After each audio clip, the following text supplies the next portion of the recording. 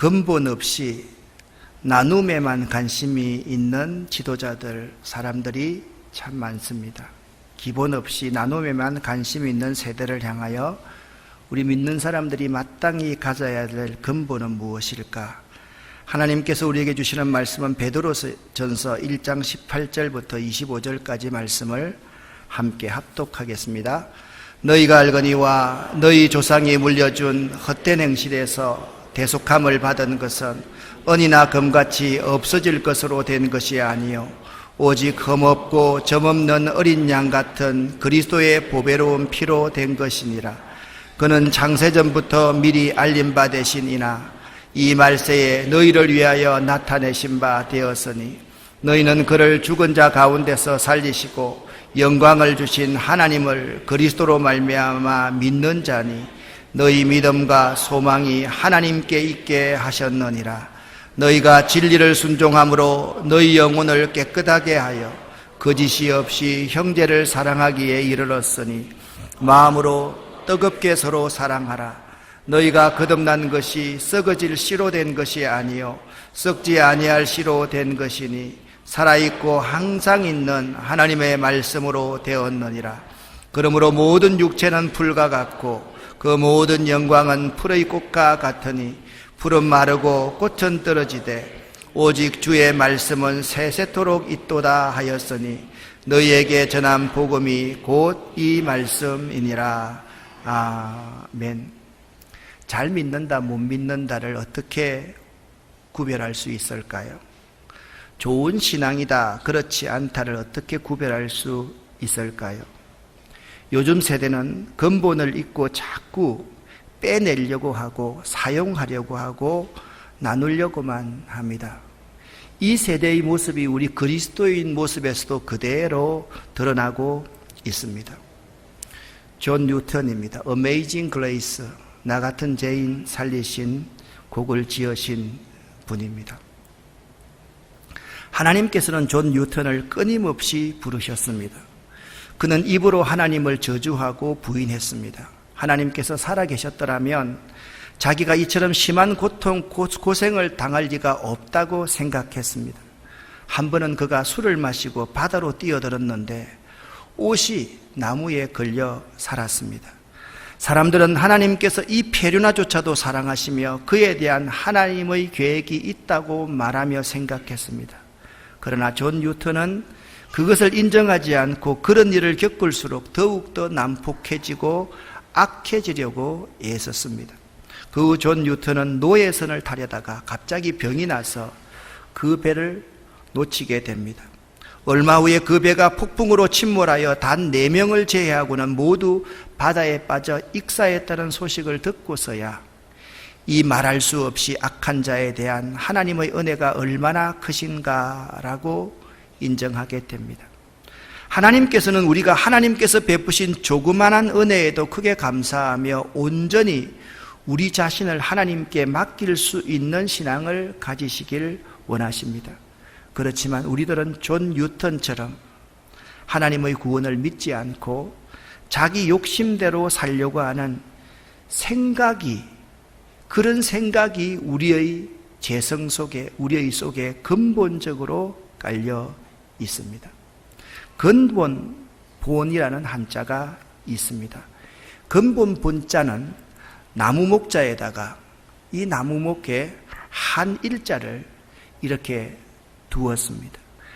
이 목자 아래에다가 한 일자를 두었다는 것은 뿌리를 의미합니다. 기초를 의미합니다.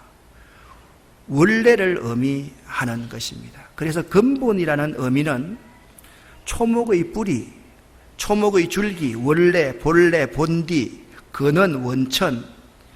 정도전 같은 드라마를 보면 정도전을 봐도 본원이라 그렇게 표현을 합니다. 시초, 마음, 본성, 주가 되는 것, 그리고 바탕을 의미하는 것이 근본, 본자입니다. 그러니까 근본이라는 것은 어떠한 상황과 여건이라도 포기할 수 없는 그 무엇을 기독교에서는 근본이라 이야기합니다.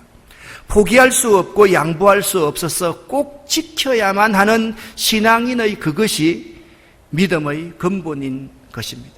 성경에는 이 근본을 이렇게 말씀하고 있습니다. 여호와 하나님이 에덴 동산에서 그 사람을 내어 보내어 그의 근본된 토지를 갈게 하시니라. 여기 근본된 토지라는 것은 그가 출생한, 그가 그 흙에서 나온 근원인 땅을 열심히 갈게 하셨다라는 의미입니다. 사사기에서 삼손은 그 힘의 근본이 어디서부터 나오는지 여전히 알지 못하는 사람이었습니다. 시편 111편과 잠언 1장 7절과 잠언 9장 10절에서는 여호와를 경외하는 것이 근본이다, 하나님이 근본이다, 그렇게 말씀하고 있는 것입니다. 우리가 오늘 읽었던 베드로 전서는 고난을 배경으로 하고 있습니다. 그냥 단순한 아픈 정도의 고난이 아니라 생명의 위협을 받는 엄청난 고난의 상황을 전제하고 있습니다. 이 고난의 상황 가운데서 베드로는 어떻게 신앙생활하는 것이 잘하는 것인가? 첫 번째, 어려움을 당하면, 고난이 있으면 내가 구원을 받을 수 있다는 구원의 확실성이 나에게 있느냐 체크하는 것이 매우 중요하다. 두 번째, 이 확실한 구원을 받은 나 자신이 어떻게 살아가야 하는가, 어떤 삶을 살아야 하는가, 그것을 베드로전서 1장에서 교훈하고 있습니다. 사도 베드로는 고난당하는 성도들에게 꼭 필요한 것이 첫 번째, 구원의 확실성이다. 두 번째, 죽어있는 소망이 아니라 살아있는 소망이다. 살아있는 소망을 갖기 위해서 우리 삶에 지금 현재에서 절제와 거룩함이 중요하다라는 사실을 말씀하고 있습니다. 여러분 가운데 말할 수 없는, 형언할 수 없는 고난 가운데 처해 있는 분이 있습니까? 그렇다고 한다면 나의 구원이 확실한지를 체크해 보십시오. 나의 소망이, 나의 희망이 죽은 희망이 아니라 살아있는 산 소망인지를 확신해 볼 수 있기를 바랍니다. 그리고 현재가 매우 중요한데 이 현재 내 삶이 절제와 거룩한 삶을 살고 있는지를 생각해 볼 수 있어야만 합니다. 오늘 본문 말씀을 통해서 하나님이 우리에게, 그러면 오늘 성경에서 신앙인이 포기할 수 없고 양보할 수 없어서 꼭 지켜야 하는 그것을 우리에게 말씀하고 있습니다. 내가 신앙인으로서 절대로 포기할 수 없고 양보할 수 없이 꼭 지켜야 하는 것이 무엇인가? 그것을 우리에게 말씀해 주고 있는 것입니다. 내가 절대 포기할 수 없고 양보할 수 없는 그 무엇이 있다라고 한다면 그 무엇을 내 삶에 올바르게 적용할 수 있어야만 할 것입니다. 먼저 1장 16절, 18절, 19절 말씀을 함께 읽어보겠습니다. 너희가 알거니와 너희 조상이 물려준 헛된 행실에서 대속함을 받은 것은 은이나 금같이 없어질 것으로 된 것이 아니요 오직 흠없고 점없는 어린 양 같은 그리스도의 보배로운 피로 된 것이니라. 아멘. 여기 말씀을 보면 오늘 우리 신앙에서 포기할 수 없고 양보할 수 없어서 꼭 지켜야 되는 첫 번째는 예수의 보혈, 예수의 십자가임을 우리에게 잘 가르쳐 주고 있습니다. 베드로는 자신의 조상들로부터 전통에 의하여 물려받은 자신들의 그 율법의 헛된 행실에서 너희가 구속받은 것은 결코 아니다 라고 말씀하고 있습니다. 그들이 자랑하는 것은 모세로부터 받았다고 여기는 율법입니다. 하나님께서 자신들을 특별히 택하셔서 율법을 가지게 하신 것은 맞습니다. 그런데 베드로는 이 율법을 지키는 것이 헛된 행실이라 그렇게 말하고 있습니다. 십자가에 달리신 예수를 믿고 부활하신 예수님을 만나고 보니 유대인들이 그렇게 철석같이 믿고 있던 율법을 지키는 것이 헛된 행실이라는 것을 베드로가 깨달은 것입니다. 율법이 무엇입니까? 이 율법은 지구상의 하나님께서 인간에게 주신 최고의 법입니다. 왜냐하면 호렙산에서 전능하신 하나님께서 직접 돌판에 써서 이스라엘 백성에게 선물한 것이 율법이기 때문입니다. 이 율법의 조문을 뛰어넘는 놀라운 복음이 우리 가운데 왔습니다. 히브리서 9장 22절과 23절 말씀을 함께 읽습니다. 율법을 쫓아 그의 모든 물건이 피로써 정결케 되나니 피 흘림이 없은즉 사함이 없느니라.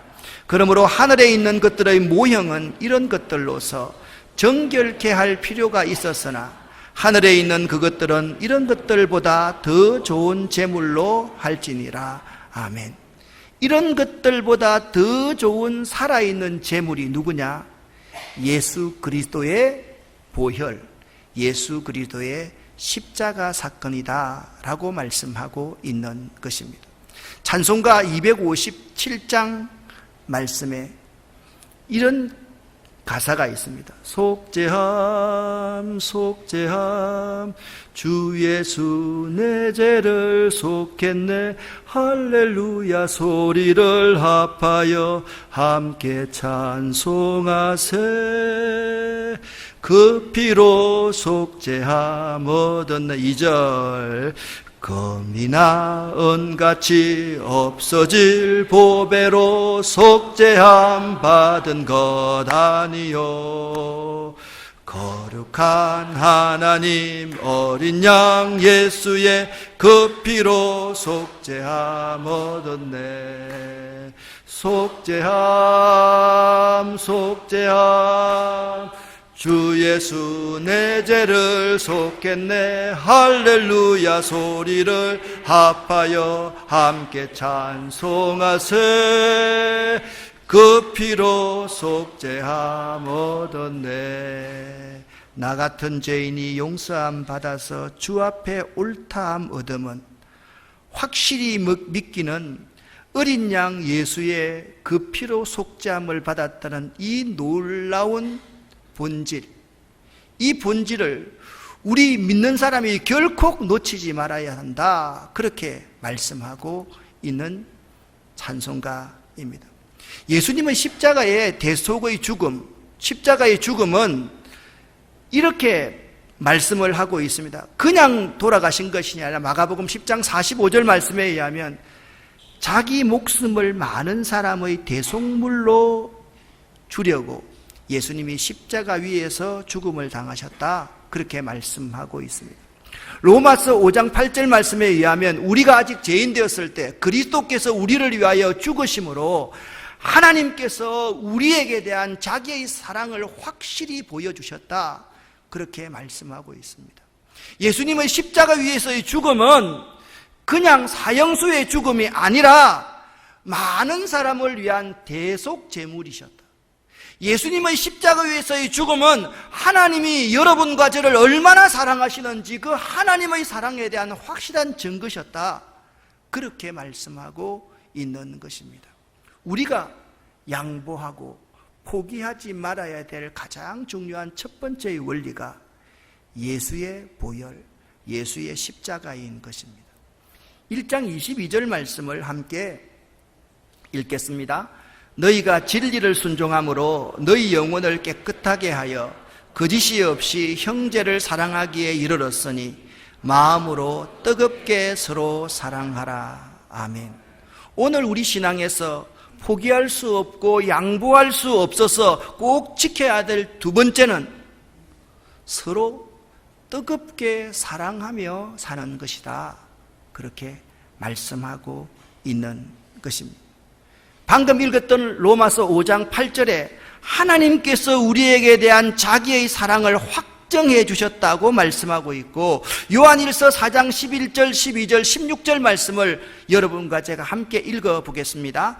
사랑하는 자들아, 하나님이 이같이 우리를 사랑하셨은즉 우리도 서로 사랑하는 것이 마땅하도다. 어느 때나 하나님을 본 사람이 없으되 만일 우리가 서로 사랑하면 하나님이 우리 안에 거하시고 그의 사랑이 우리 안에 온전히 이루어지느니라. 하나님이 우리를 사랑하시는 사랑을 우리가 알고 믿었노니 하나님은 사랑이시라. 사랑 안에 거하는 자는 하나님 안에 거하고 하나님도 그의 안에 거하시느니라. 아멘. 어느 때나 하나님을 본 사람이 아무도 없지만 우리가 서로 사랑하면 그 사랑 가운데 하나님을 볼 수 있다, 그렇게 말씀하고 있습니다. 그래서 하나님은 사랑이시다, 그렇게 사도 요한은 선포하고 있는 것입니다. 우리가 서로 뜨겁게 사랑하고 지내는 것, 이것이 우리 신앙인의 근본이 되어야 함을 말씀하고 있는 것입니다. 베드로전서 3장 8절, 베드로후서 1장 7절, 요한 1서 3장 10절 말씀을 보면 마지막으로 마지막 때가 되면 될수록 형제를 사랑해야 된다라고 말씀하고 그 사랑을 더하는 삶을 살아야 된다라고 말씀하고 있습니다. 요한 1서 3장 10절 말씀에 하나님의 자녀들과 마귀의 자녀들이 드러나는데 사랑이 드러나는 그곳이 하나님의 자녀들이 연합하는 곳이다, 그렇게 말씀하고 있습니다. 미움이 있고 수근수근함이 있고 서로를 비난하는 곳에 하나님의 자녀들의 모습이 드러나지 않습니다. 서로를 존중하고 위하고 배려하고 사랑을 더하는 그곳에 하나님의 자녀들, 이 하나님의 자녀들의 모습이 드러나는 것이다 라고 말씀하고 있습니다.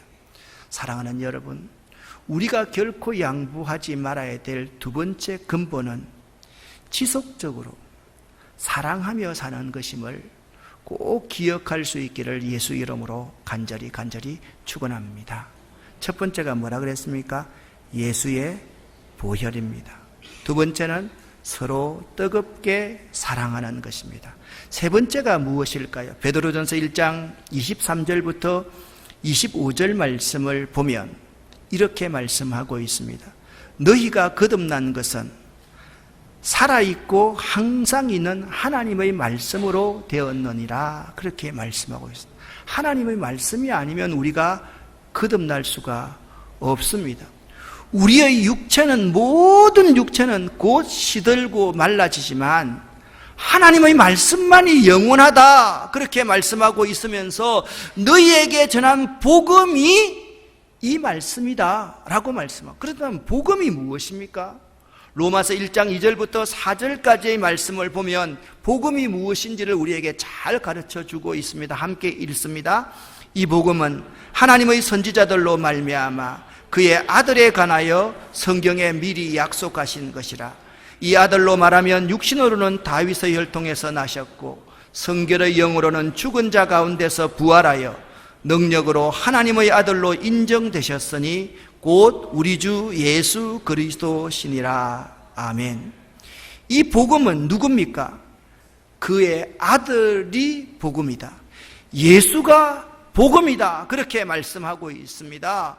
죽은 자 가운데서 부활하셔서 하나님의 보좌 우편에 앉으신 예수 그리스도가 하나님의 아들로 인정되셨는데 우리 주 예수 그리스도, 그분이 복음이시다 라고 말씀하고 있는 것입니다. 그래서 말씀이 육신이 되어서 우리 가운데 거하신 예수 그리스도가 복음이다, 그렇게 말씀하고 있습니다. 오늘 우리 신앙에서 포기할 수 없고 양보할 수 없어서 꼭 지켜야 한 그것은 하나님의 말씀이다, 그렇게 성경은 정언하고 있는 것입니다. 베드로전서 1장 20절 21절 말씀을 또 보겠습니다. 함께 읽습니다. 그는 창세전부터 미리 알림 받으신 분이라. 이 말세에 너희를 위하여 나타내신 바 되었으니 너희는 그를 죽은 자 가운데서 살리시고 영광을 주신 하나님을 그리스도로 말미암아 믿는 자니 너희 믿음과 소망이 하나님께 있게 하셨느니라. 아멘. 자, 첫 번째가 여러분 뭐라고 했습니까? 예수의 보혈이라 그랬습니다. 두 번째가 뭐라고 했습니까? 서로 뜨겁게 사랑하는 것, 그것이 우리의 근본이다 그랬습니다. 세 번째는요, 하나님의 살아있는 말씀이 우리가 가져야 될 근본입니다. 네 번째가 너희 믿음과 소망이 하나님께 있게 하셨느니라. 우리 신앙에서 포기할 수 없고 양보할 수 없어서 꼭 지켜야 될 네 번째가 뭐냐?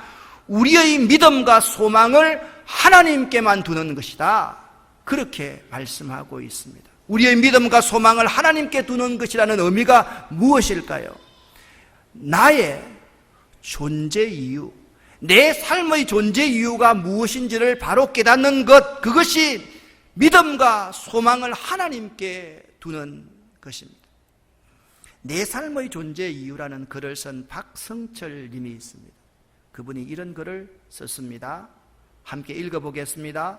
나는 오늘 전화를 걸어야 할 누군가가 있습니다. 내 발로 찾아가 인사를 나누어야 할 누군가가 있습니다. 만나서 담소를 나누고 함께 웃어야 할 누군가가 있습니다. 그렇게 나에게는 사랑해야 할 누군가가 많이 있습니다. 어찌 보면 지극히 당연한 일이지만 이런 생각을 할 때마다 행복에 겨워지는 이유는 이렇게 내가 누군가를 위해 무엇인가 할 일이 있다는 사실, 무엇인가 주어야만 하는 것이 있다는 사실, 그것이 바로 내 삶의 존재 이유가 되기 때문입니다. 박성철님은 이렇게 말합니다. 내 삶의 존재 이유가 뭐냐? 내가 살아있다는 것만으로도 내 삶의 존재 이유가 있다. 그렇게 말씀하고 있는 것입니다. 여러분이 이 자리에 살아있어서 누군가에게 전화를 받을 수 있고 카톡을 할 수 있고 카톡을 받을 수 있는 그 하나, 그것이 여러분이 살아있어야 될 이유입니다. 여러분 가제가 살아있어야 될 이유가 무엇입니까? 구순이 되신 어머니가 날마다 나를 생각하면서 나를 기다리고 있다는 그 한 가지, 그 사실이 내가 살아있어야 될 이유 가운데 한 가지이다. 그렇게 알아야만 되는 것입니다. 우리는 살지 못해야 될 이유가 하나도 없습니다. 그런데 성경에 우리가 진정으로 존재해야 될 이유가 무엇인지를 사도 바울을 통해서 말씀해 놓고 있습니다. 사도 바울이 어떤 사람입니까? 그의 야망을 이루기 위해서 예수 믿는 사람들을 붙들어서 체포하고 죽이기 위해서 다마스커스로 가는 도중이었습니다.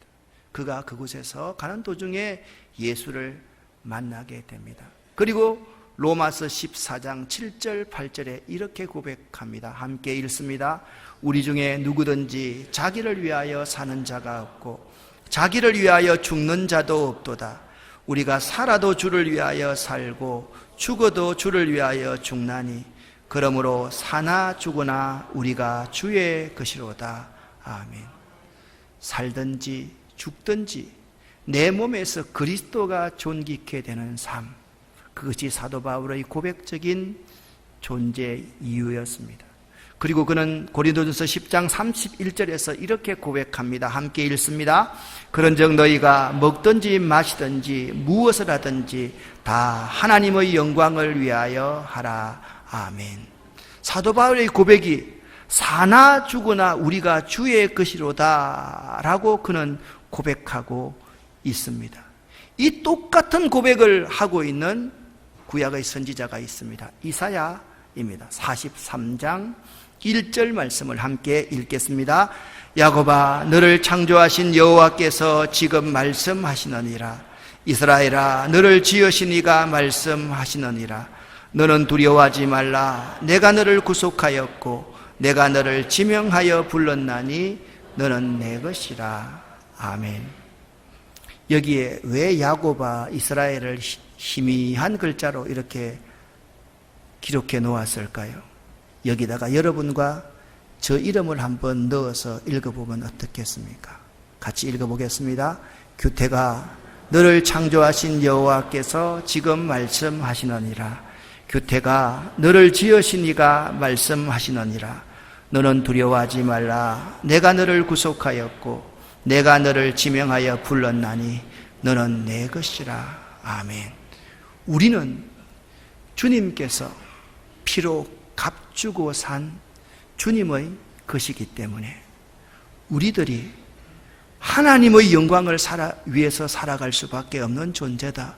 우리의 존재 이유는 하나님 한 분밖에 없다라고 사도 바울과 선지자 이사야는 고백하고 있는 것입니다. 제가 환경운동을 하지 않습니까? 이런 문구를 참 좋아합니다. 존재 이유가 없는 불은 없다. 여러분, 인디안의 지혜의 자문이라는 곳에 나오는 것입니다. 한번 읽어볼까요? 존재 이유가 없는 풀은 없다. 풀 대신에 잡초라고 하면 어떨까요? 같이 한번 읽어볼까요? 존재 이유가 없는 잡초는 없다. 여러분, 잡초도 다 존재 이유가 있습니다. 여러분과 제가 잘 부르는 오늘 피었다 지는 들풀도 입히는 하나님, 진흙 같은 이 몸을 정금같이 하시네. 푸른 하늘을 나는 새들도 먹이는 하나님, 하물며 우리랴 염려 필요 없네. 이것을요, 이렇게 좀 바꾸어서 식구로 한번 읽어보면 어떻겠습니까? 들풀에 깃드신 사랑, 오늘도 베푸시는 주님, 온 땅에 전하리 그 사랑 크심이라. 푸른 하늘 나는 새들을 먹이는 하나님, 하물며 우리랴 염려 필요 없네. 우리 마음속 깊은 곳에 영혼을 내리신 주, 죽음 이기신 영원한 생명을 약속하시었네. 들풀에 깃드신 사랑, 오늘도 베푸시는 주님, 온 땅에 전하리 그 사랑 크심이라. 여러분, 들풀 하나도, 들꽃 한 송이도 존재 이유가 없는 것이 없습니다. 그렇다고 하면 하나님이 여러분과 저를 하나님의 사랑으로 하나님의 피로 값주고 사셔서 그 하나님의 말씀으로 확정해서 이 자리에 있게 하셨는데, 여러분과 제가 그 존재 이유를 모르고 살아간다고 하면 말이 되겠습니까, 여러분? 사랑하는 여러분, 근본, 우리가 포기할 수 없고 양보할 수 없는 그것을 바로 아는 신앙인이 되시기를 예수 이름으로 간절히 축원합니다. 그 근본 네 가지가 무엇이라고 말씀을 드렸습니까? 첫 번째, 예수로 말미암는 구원입니다. 두 번째, 서로 뜨겁게 사랑하는 삶입니다. 세 번째, 변함없는 영원한 하나님의 말씀입니다. 네 번째, 내 삶의 존재 이유를 바로 아는 것. 이것이 여러분과 저의 근본이 될 수 있어야만 됩니다. 이 근본만 바로 되어 있다고 한다면 여러분과 저 삶에 어떤 환난과 역경과 고통과 고난이 온다 할지라도 넉넉히 이겨낼 수 있음을 믿으시기를 예수 이름으로 간절히 축원합니다. 이 근본 네 가지를 꼭 기억하십시다. 첫 번째, 예수로 말미암는 구원입니다. 크게 한번 해볼까요? 시작. 예수로 말미암는 구원. 두 번째, 서로 뜨겁게 사랑하는 삶. 세 번째, 변함없는 영원한 하나님의 말씀. 네 번째, 내 삶의 존재 이유를 아는 것. 여러분과 제가 사랑하고 살아가되 우리 하나님을 위해서 살아가는, 그래서 우리들이 마땅히 가져야 될 근본을 결코 포기하지 않고 결코 양보하지 않는 여러분 되시기를 예수 이름으로 간절히 축원합니다. 기도하겠습니다. 살아계신 아버지 하나님, 우리들이 마땅히 가져야 될 근본, 그 기본을 결코 포기하지 않고 결코 양보하지 않는 신앙인들 되기를 원합니다. 하나님, 우리 아름다운 교회가 이 근본을 포기하지 않고 결코 양보하지 않기를 원합니다. 우리들이 그렇게 살기를 원합니다. 우리에게 하나님의 성령을 부어 주시옵소서. 성령님이 아니시면 이 네 가지를 간직하고 살아갈 수가 없사오니 성령님 이 시간 우리 가운데 역사하여 주시옵소서. 우리를 만져주시옵소서. 우리를 인도하여 주시옵소서. 예수 그리스도 이름으로 축복하옵고 간절히 기도 올립니다. 아멘.